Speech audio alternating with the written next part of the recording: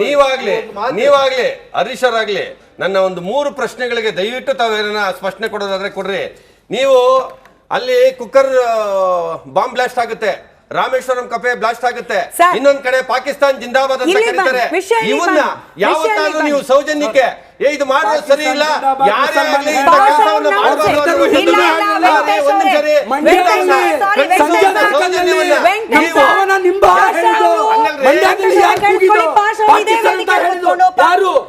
ನಿಮ್ಮ ಪರವಾಗಿ ಮಾತಾಡ್ತಿದ್ದೀನಿ. ಪಾಷಾ ಅವರು ಮುಸಲ್ಮಾನ್ ಪರ ಘೋಷಣೆ ಕೂಗಿದಾಗ ಇದೇ ವೇದಿಕೆಯಲ್ಲಿ ಕುತ್ಕೊಂಡು ಖಂಡಿಸಿದ್ದಾರೆ. ಅದನ್ನ ಜನರಲೈಸ್ ಮಾಡಬೇಡಿ, ವಿಷಯ ಎಲ್ಲೆಲ್ಲೋ ಹೋಗೋದು ಬೇಡ.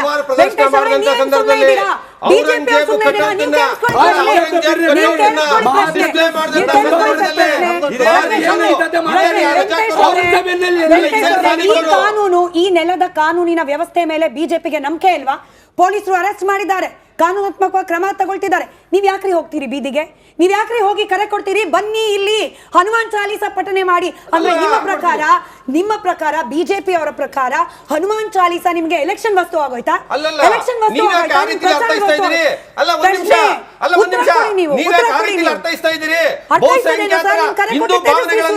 ದೌರ್ಜನ್ಯವನ್ನ ಖಂಡಿಸುವಂತ ಕೆಲಸವನ್ನ ಒಬ್ಬ ಜವಾಬ್ದಾರಿಯುತ ನಾಯಕನಾಗಿ ಖಂಡಿಸುವಂತದ್ದು ಅಲ್ಲಿ ಹೋಗಿ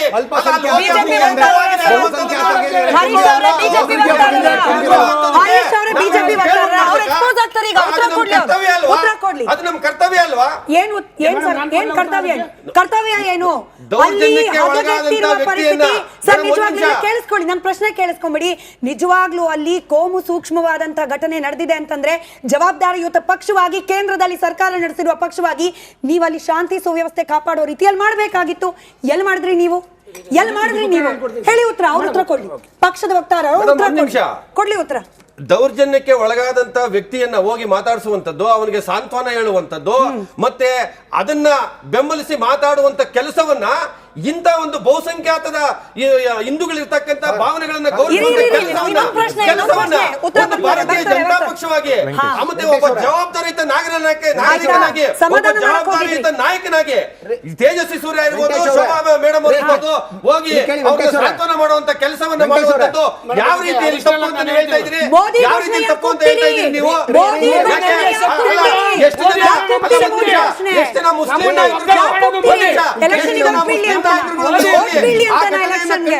ಆ ಘಟನೆಯನ್ನ ಖಂಡಿಸಿ ಅವನಿಗೆ ಸಾಂತ್ವನ ಹೇಳುವಂತ ಕೆಲಸವನ್ನ ಬಂದಿದ್ರು ನೆನೆ. ವಿಜಯ್ ಕುಮಾರ್ ಅವರೇ, ನೀವು ಅಲ್ಲಿದ್ರಿ, ನಾನು ಅಲ್ಲಿದ್ದೆ. ಅಲ್ಲಿದ್ದಂತ ಸ್ಥಳೀಯ ಸ್ವಲ್ಪ ಮುಸ್ಲಿಂ ಮುಖಂಡರು ಬಂದು ಸಾಂತ್ವನ ಹೇಳೋ ಕೆಲಸ ಮಾಡಿದ್ದಾರೆ. ಇಲ್ಲ ಅಂತ ಮಾಡಿದ್ದಾರೆ. ಆದ್ರೆ ಇವತ್ತು ಅಲ್ಲಿ ಏನೇನಾಯ್ತು ಅಂತ ಹೇಳಿ ಬೆಳಗ್ಗಿಂದ ನಾನು ಕೂಡ ರಿಪೋರ್ಟ್ ಮಾಡಿದ್ದೀನಿ. ಇಷ್ಟು ದೊಡ್ಡ ಮಟ್ಟದಲ್ಲಿ ಆಗೋದಕ್ಕೆ ಕಾರಣ ಏನು ಅನ್ನೋದು ನನಗೆ ಗೊತ್ತಿದೆ. ಆದ್ರೆ ಪ್ರಮುಖವಾಗಿ ಸರ್ ನೋಡಿ, ಅಲ್ಲೊಂದು ವಿಷಯ ನಾನು ಪ್ಲೇ ಮಾಡೋದಕ್ಕೆ ಹೇಳ್ತೀನಿ ನೋಡಿ. ಇವತ್ತು ಬೆಳಗ್ಗೆ ಏನಾಗುತ್ತೆ ಅಂತಂದ್ರೆ ಅಲ್ಲಿ ಯಾವ ನಾಯಕರು ಕೂಡ ಬಂದಿರೋದಿಲ್ಲ, ಇದಲ್ಲ ಬರುತ್ತೆ, ಯಾವ ನಾಯಕರು ಕೂಡ ಅಲ್ಲಿ ಇರೋದಿಲ್ಲ. ಸುರೇಶ್ ಅವರು ಬಂದಿರ್ತಾರೆ ನೋಡಿ. ಇವತ್ತು ಮುಖೇಶ್ ನೋಡಿ, ಅದೇ ದೃಶ್ಯ ನೋಡಿ. ಮುಖೇಶ್ ಹಲ್ಲೆಗೊಳಗಾದಂತಹ ವ್ಯಕ್ತಿ, ಮುಖೇಶ್ ಅವ್ರ ತಂದೆ ಎಲ್ಲರೂ ಕೂಡ ಅಲ್ಲಿ ನಿಂತಿರ್ತಾರೆ. ಅವ್ರ ಸಂಬಂಧಿಕರು ಎಲ್ಲರೂ ಕೂಡ ಮಾತಾಡ್ಕೊಂಡು ನಿಂತಿರ್ತಾರೆ. ಅಲ್ಲಿ ಯಾರೊಬ್ಬ ರಾಜಸ್ಥಾನದ ಒಬ್ಬ ಯುವಕ ಬಂದಿರ್ತಾನೆ, ಸುರೇಶ್ ಅವ್ರು ಬಂದು ಮಾತಾಡ್ತಾ ಇರ್ತಾರೆ. ಸುರೇಶ್ ಅವರು ಈ ಘಟನೆ ಖಂಡಿಸ್ತಾರೆ ಅಷ್ಟೇ. ಅಷ್ಟೊತ್ತಿಗೆ ಅಲ್ಲಿ ಏನೂ ಆಗಿರೋದಿಲ್ಲ. ಪೊಲೀಸರು ಏಕಾಏಕಿ ಮುಖೇಶ್ನ ಜೀಪಲ್ಲಿ ಕೂರಿಸ್ಕೊಳ್ತಾರೆ. ಮುಖೇಶ್ ಅವ್ರ ತಂದೆ ಜೊತೆ ಇದ್ದಂಥ ಸ್ನೇಹಿತರನ್ನ ಎಲ್ಲರನ್ನೂ ಕೂಡ ಜೀಪಲ್ಲಿ ಕುಂಡಿಸ್ಕೋತಾರೆ. ಆ ಜೀಪಲ್ಲಿ ಕುಂಡಿಸ್ಕೊಳ್ತಾ ಇದ್ದಂತಾನೆ ಅವರ ಸಮುದಾಯದವರು, ನಮ್ಮವ್ರನ್ನೇ ಹಲ್ಲೆಗೊಳಗಾದವರನ್ನೇ ವಶಕ್ಕೆ ತಗೊಂತಾವ್ರೆ, ಆಪೆ ಗಾಡಿನಾಗೆ ತುಂಬ್ತಾವ್ರೆ ನೋಡಿ. ಸುರೇಶ್ ಕುಮಾರ್ ಅವರು ಅಲ್ಲಿ ರಿಕ್ವೆಸ್ಟ್ ಮಾಡ್ಕೊಳ್ತಾರೆ, ಅಲ್ಲೇ ಒಂದ್ ನಿಮಿಷ ಫುಲ್ ವಿಡಿಯೋ ಮಾಡಿ, ಅದೇನು ದನತ್ತು ನೋಡಿ.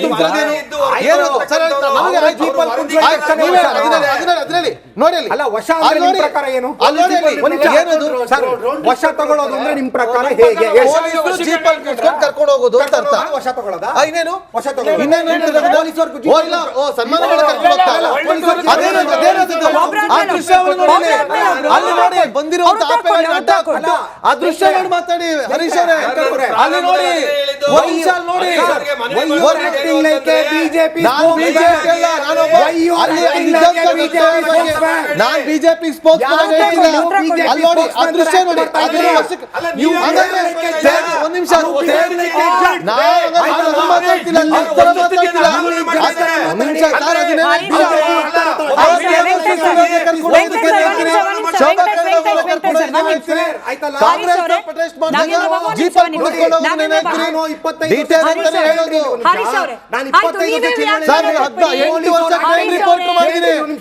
ಸರ್, ಅದನ್ನೇ ಅದ್ರ ಬಗ್ಗೆ ನಾನು ಬಿಜೆಪಿ ಸ್ಪೋಕ್ಸ್ ಪರ್ಸನ್ ಆಗಲಿ ಕಾಂಗ್ರೆಸ್ ಮಾತಾಡ್ತಿಲ್ಲ, ಗೊತ್ತಾಯ್ತಾ? ನಾನು ಅಲ್ಲಿ ಏನಾಯ್ತು ಅಂತ ಎಕ್ಸ್ಪ್ಲೇನ್ ಮಾಡ್ತಾ ಇದ್ದೀನಿ ನಿಮ್ಗೆ.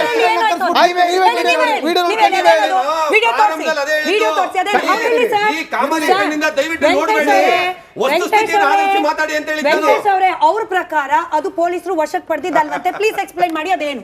ನಾಗೇಂದ್ರ ಬಾಬು ಅವರು ಕಣ್ಣಾರೆ ನೋಡಿದ್ದನ್ನ ಯಥಾವತ್ತಾಗಿ ಹೇಳಿದ್ದಾರೆ. That is journalism. That is journalism. ಅಲ್ಲಿ ಏನ್ ಮಾಡಿದ್ದಾರೆ ಅದನ್ನ ತೋರಿಸಿದ್ದಾರೆ. ಅಲ್ಲಿ ನಿಮಗೆ ಇಷ್ಟ ಆಗದೆ ಇರೋ ರೀತಿಯಲ್ಲಿ ಹೇಳ್ಬಿಟ್ರೆ ಬಿಜೆಪಿ ಸ್ಪೋಕ್ ಪರ್ಸನ್. ನಾವ್ ಇಲ್ಲೂ ನೇರವಾಗಿ ಕೇಳ್ತೀವಿ, ನೀವು ಚುನಾವಣೆಗೆ ಬಳಸ್ಕೊಳ್ತಿದ್ದೀರಿ. ಯಾಕೆ ನಾವು ಕಾಂಗ್ರೆಸ್ ಏಜೆಂಟಾ? ನಾನು ಕೇಳಿದೆ ಅವ್ರಿಗೆ, ನೀವು ಚುನಾವಣೆಗೆ ಬಳಸ್ಕೊಳ್ತಿದ್ದೀರಿ, ಇವಾಗ ನಾನು ಕಾಂಗ್ರೆಸ್ ಏಜೆಂಟಾ? ಜಡ್ಜ್ ಮಾಡಬೇಡಿ, ಜಡ್ಜ್ ಮಾಡಬೇಡಿ, ಜಡ್ಜ್ ಮಾಡಬೇಡಿ.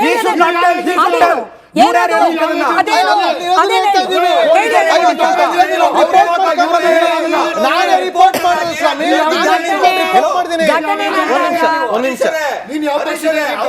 ಸರ್ ಭಾಷೆ ಭಾಷೆ ಭಾಷೆ ನಾನು ಮಾತಾಡ್ಲಾ? ನಾನು ಮಾತಾಡ್ಲಾ ಮೇಡಮ್? ಈಗ ಹರೀಶ್ ಅವರೇ ಒಂದ್ ಕ್ಲಾರಿಟಿ ಕೊಡ್ಲಾ? ನಾನು ಹರೀಶ್ ಅವರೇ ಶಶಾಂಕ್ ಅವರೇ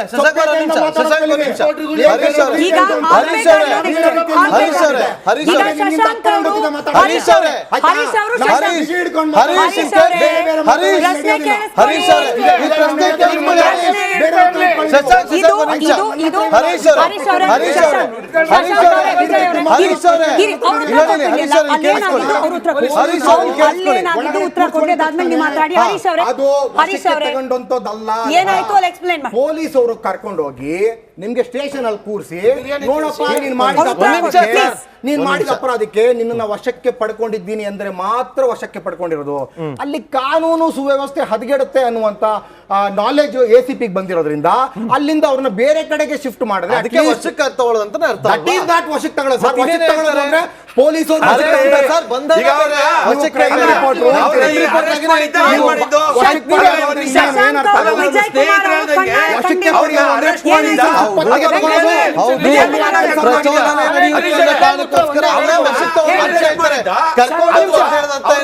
ಬಿರಿಯಾನಿ ನೋಡಿದ್ರೆ ಏನನ್ಸುತ್ತೆ ನಿಮ್ಗೆ? ಆ ವಿಜುವಲ್ಸ್ ನೋಡಿದ್ರೆ ದಯವಿಟ್ಟು ಏನನ್ಸುತ್ತೆ ಹೇಳಿ. ಇಲ್ಲಿ ವಿಚಾರಗಳ ಚರ್ಚೆ ಆಗ್ಲಿ, ತೂಕದಲ್ಲಿ ಖಂಡಿತವಾಗಿ ಮಾತಾಡಿ. ಇಲ್ಲ, ಇಲ್ಲ.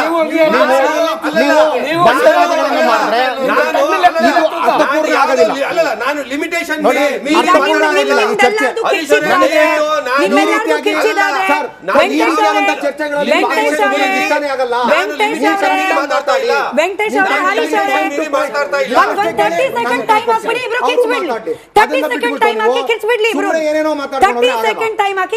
ಅದಾದ್ಮೇಲೆ 1 ಸೆಕೆಂಡ್ ಕೂಡ ಕಿರ್ಚೋದಕ್ಕೆ ಅವಕಾಶ ಇಲ್ಲ.